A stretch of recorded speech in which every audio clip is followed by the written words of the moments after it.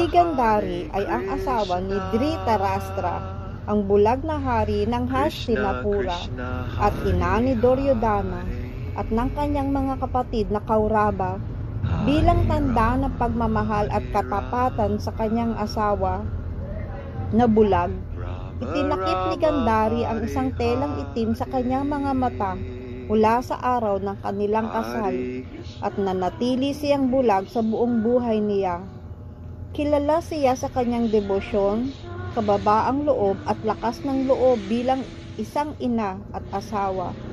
Bagamat mahal niya ang kanyang mga anak, nasasaktan siya sa kasamaan ni Duryodhana. Ngunit bilang ina, nanatili siyang tapat sa kanyang pamilya. Sa huli, nabalot siya ng dalamhati at galit dahil sa pagkamatay ng kanyang mga anak sa digmaan sa Kurukshetra.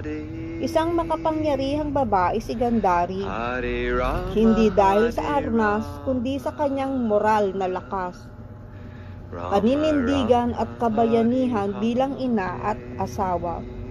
Si Gandhari, ang ina ni Duryodhana, ay nag-alaala sa kanyang isip, kailangang protektahan ko ang anak ko, pandaraya na ito. Dahil kakampi ng Pandava si Krishna, tiyak silang mananalo. Kaya nagpasya siyang gamitin ang kanyang siddhi o espiritual na kapangyarihan upang protektahan si Duryodhana. Sinabi niya, "Mahal kong anak, magpunta ka sa akin ngayong gabi nang walang anumang saplot. Kapag tumayo ka sa aking harapan at tatanggalin ko ang aking piring sa mata. Sa bisa ng aking siddhi o kapangyarihan, sa loob ng maraming taon, magagawa kitang sobrang lakas at invisible na walang sino man ang makakagalaw sa iyo." Sa kalaliman ng gabi, nagpasya si Duryodhana na lumabas ng walang anumang saplot. Habang naglalakad siya, dumiko siya at biglang nakita si Krishna.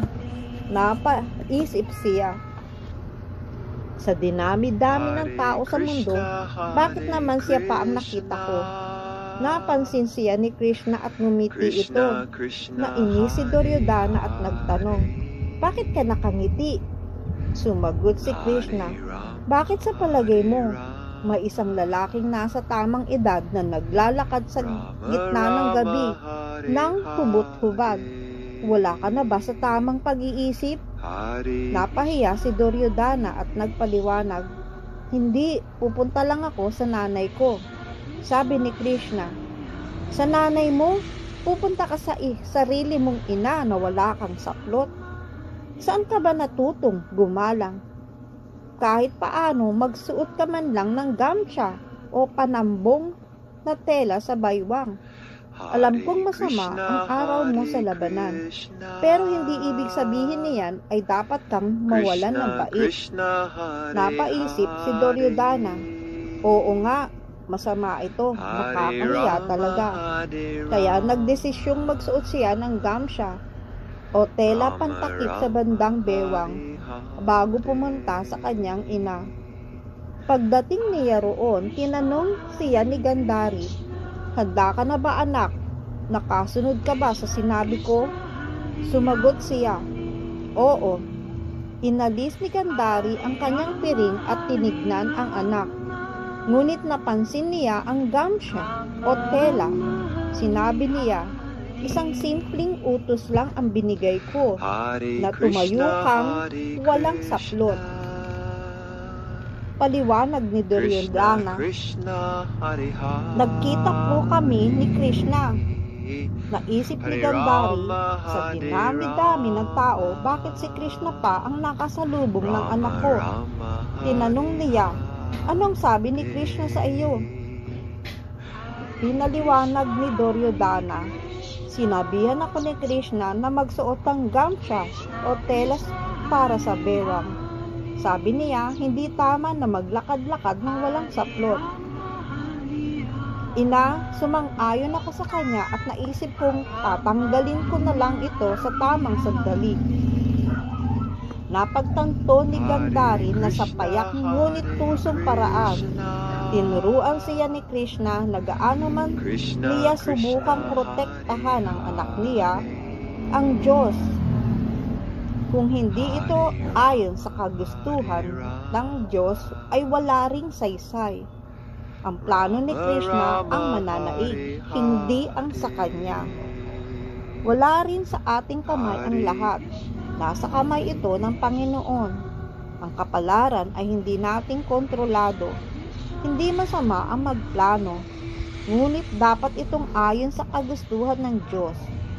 Para malaman ang kalooban ni Krishna, dapat tayong kumonsulta sa sadhus o banal na tao, guru, at sastra, banal na kasulatan. Sa paghingi ng payo sa mga may ugnayan kay Krishna, malalaman natin ang tamang landas. Ang susunod na hakbang ay ang pagtanggap sa plano ni Krishna na nagsisimula sa paninindigang hindi natin nanaisin ang anumang ayaw ng Diyos para sa atin. Nangangailangan ito ng matibay na pananampalataya na alam ni Krishna kung ano ang tunay na pinakamabutay para sa atin. Kapag natanggap na natin ang kanyang plano, dapat natin itong isakatuparan na may debosyon at paghahandog ng lahat ng ating gawain sa Diyos, gaya ng sinabi niya sa Bhagavad Gita, as it is 9:27, anuman ang iyong gawin, kainin, ihandog, ibigay, o pagdaanan na pagtitiis, gawin mo ito, o anak ni Kunti, bilang handog para sa akin.